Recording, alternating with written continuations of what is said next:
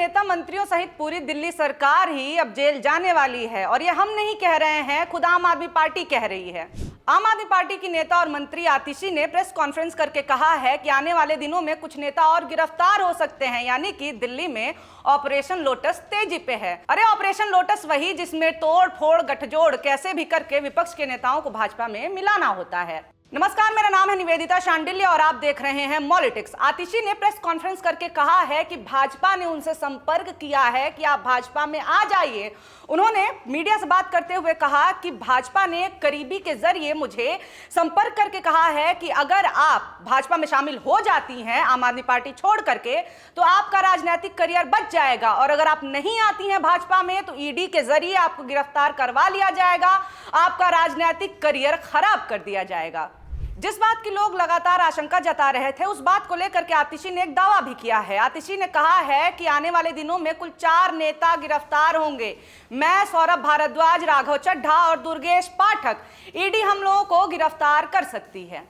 आतिशी ने कहा है कि उन सभी नेताओं को जेल में डालने की बात हो रही है जो कि भाजपा के सामने झुक नहीं रहे हैं। इस प्रेस कॉन्फ्रेंस के दौरान मीडिया ने आतिशी से सवाल पूछा कि अभी उनका नाम अदालत में ईडी की तरफ से लिया गया है, केवल उनका ही नहीं, सौरभ भारद्वाज का भी।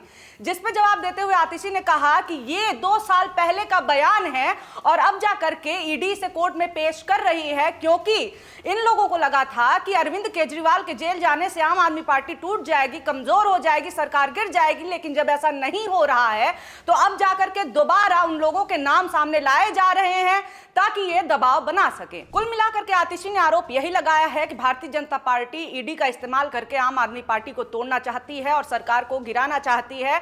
इतना ही नहीं, लगातार इनके नेताओं को कभी पैसे का लालच दे करके, कभी ईडी की धमकियां दे करके भारतीय जनता पार्टी में शामिल करवाना चाहती है। यह पहली बार नहीं है कि आम आदमी पार्टी की तरफ से इस तरह के आरोप लगे हैं। इससे पहले भी ऑपरेशन लोटस की बात होती रही है। खुद मुख्यमंत्री अरविंद केजरीवाल ने विधानसभा में कहा था कि भाजपा वालों, दिल्ली में ऑपरेशन लोटस चलाने की सोचना भी मत, क्योंकि हम भगत सिंह के चेले हैं और हमारी पार्टी नहीं टूटेगी।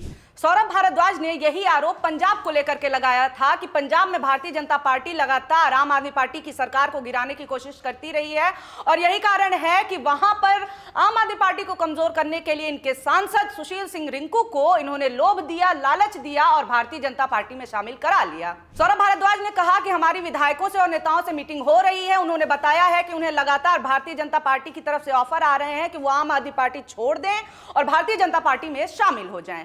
केवल आम आदमी पार्टी ही नहीं, पूरा विपक्ष इस समय यही बात कर रहा है कि भारतीय जनता पार्टी ईडी और सीबीआई जैसी एजेंसियों को हथियार बना करके विपक्ष को कमजोर करने की कोशिश कर रही है, उनके नेताओं को जेल में डाल रही है।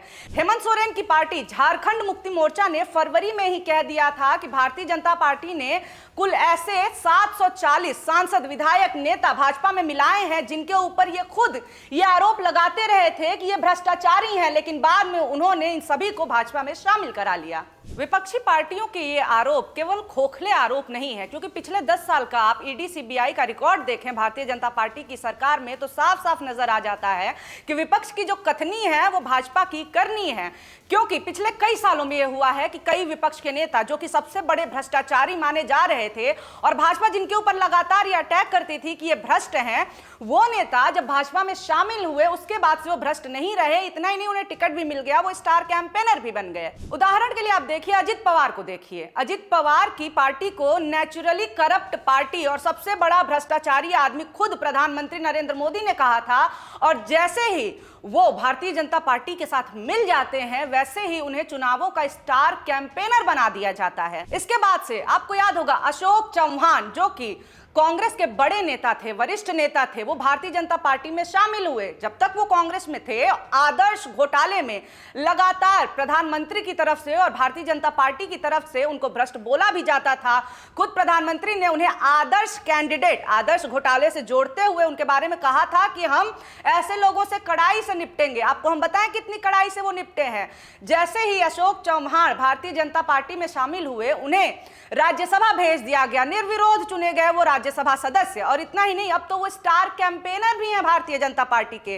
गजब की कड़ाई है। हेमंत बिस्वा शर्मा का आपको याद ही होगा, नाम शारदा चिटफंड घोटाले में आया, लेकिन जैसे ही भारतीय जनता पार्टी में आए साफ हो गए, पाक हो गए और उसके बाद से मुख्यमंत्री बन गए। कुछ दिनों पहले आपको याद होगा, न्यूज चली होगी, आपने देखा भी होगा, जनार्दन रेड्डी भारतीय जनता पार्टी में शामिल, कोयला घोटाले में ये आदमी पिछले कई सालों से जेल में भी रहा है, लेकिन भारतीय जनता पार्टी में आते ही सब चंगा हो गया है। नवीन जिंदल जो कि सबसे बड़े भ्रष्टाचारी माने जाते थे, वो जैसे ही भारतीय जनता पार्टी में शामिल हुए, उन्हें कुछ घंटों के अंदर ही टिकट दे दिया गया, भ्रष्टाचार के सारे दाग धुल गए। ये अभी इक्का दुक्का उदाहरण है, क्योंकि रिकॉर्ड तो बताते हैं कि 95% ईडी की कार्रवाइयां विपक्ष के खिलाफ ही हुई हैं।